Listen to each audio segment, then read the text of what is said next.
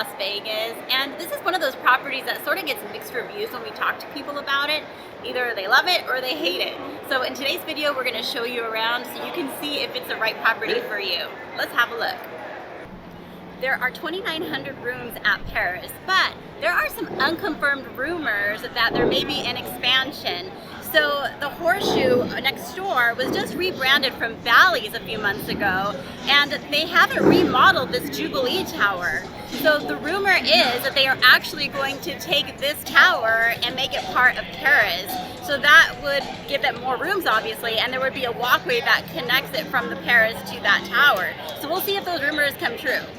The location of the Paris is pretty central. You have a lot of places around you to get to easily.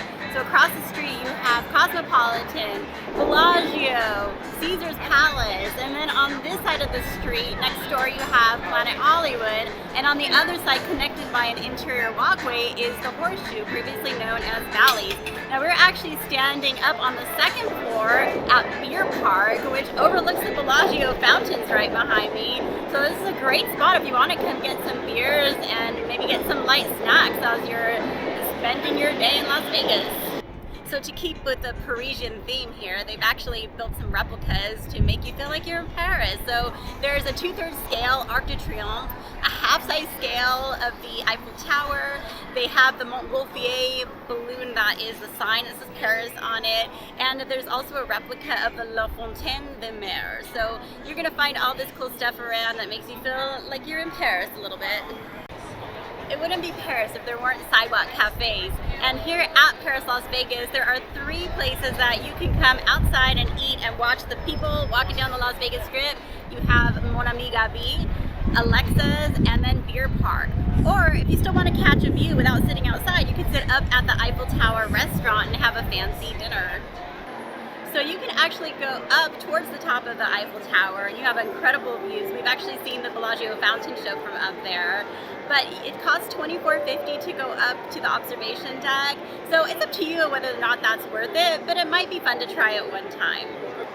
So Paris recently opened 3 pretty incredible restaurants. So Vanderpump Paris opened up. Now it's French cuisine. They have another place over at Caesar's Palace, the Vanderpump Cocktails. This one's a little bit different, but oh my god, just adorable in here.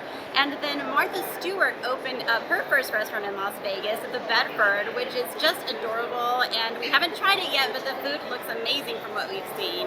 And then Nobu, which has other locations in Las Vegas, opened up here as well, and that's sushi and Japanese cuisine. So pretty exciting stuff for Paris Las Vegas. So if you're just looking for some quick bites to eat, you can come over here, and right behind me is La Pizza, JJ's Boulangerie, which has sort of like sandwiches, espresso, and they have La Crêperie, which has crepes. Now, just a little further down, you're going to come across Bobby's Burger, which is sort of a new addition. And over by the lobby, there is Guy Savoy's Brioche, so you can get some quick bites there as well. So to round out the restaurants here at Paris, you have Cafe Americano, which has basically 24-hour food, and we've had breakfast here before. It's really good. You sort of feel like you're sitting on an outdoor patio in the casino area. And then not too far from here is Gordon Ramsay's Steak. So obviously it's a Gordon Ramsay restaurant. You're going to get some great food there.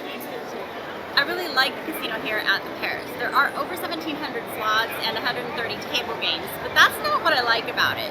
The layout is really good, but the one thing that is so unique about this place is that when you're walking through, you sort of feel like you're walking outdoors at night. The sky is right above you. Basically, the ceiling is painted like the sky.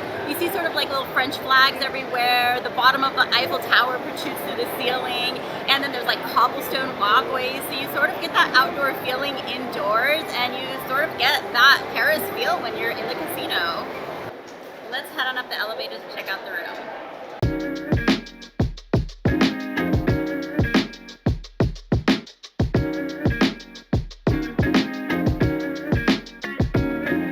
The rooms at Paris are decent. They are not very big, and the decor is a bit outdated, but they are clean. We've never had maintenance issues.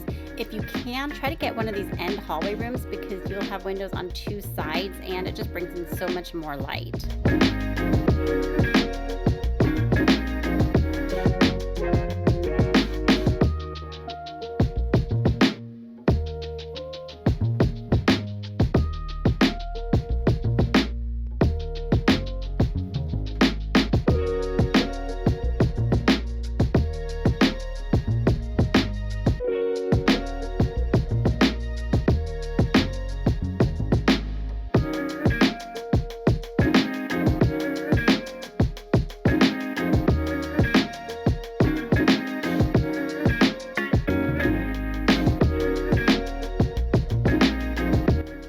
bathroom could use some renovation. It's pretty dated, but it is clean.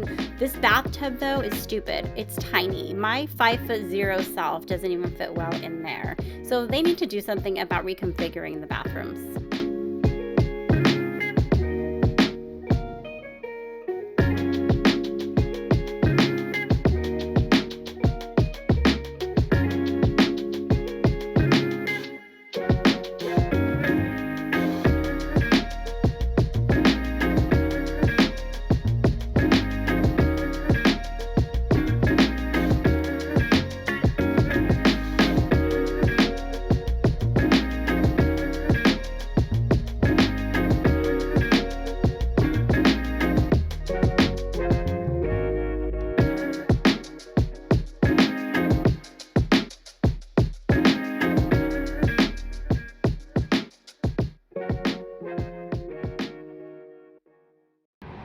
Before you come at me for not showing you the pool, well, you're right.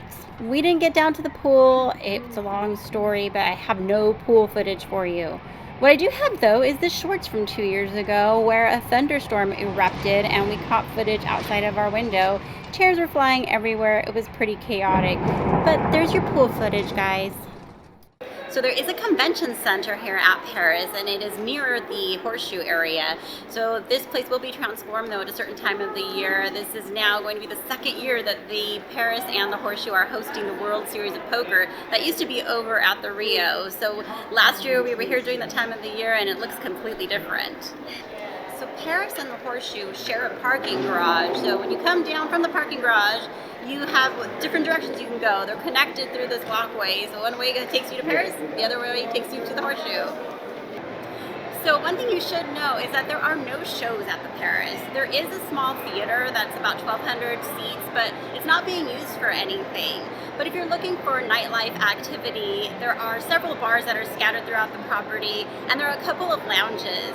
The cabaret is sort of themed like a Parisian neighborhood, and you feel like you're in a real Paris cabaret. And then they have Napoleon's Lounge that has dueling pianos, and that place is always really busy and pretty active at nighttime. And then behind me is the Chateau nightclub. So this place is rooftop bar, dancing, music, and it's right underneath the Eiffel Tower. So lots that you can do here in the evening. Have you stayed at Paris, Las Vegas? What did you think about it? Drop a comment and let us know. So I'm gonna give you my thoughts on this place. I love the ambiance, the Parisian theme, it all just seems to fit in. The restaurants are great, I love the new additions, and also I really like that you can sit and have a view of the Las Vegas Strip at some of the restaurants. And the casino space is great, it feels very open and airy, I really like that. What I think needs some improvement though are the rooms. I think they're just dated, they can use a renovation, and I think that'll help it fit into the price point where Paris, Las Vegas is. So, if you are also looking for another video on a sister property, the Horseshoe, which is connected by a walkway, check out this video. We did a review on the Horseshoe.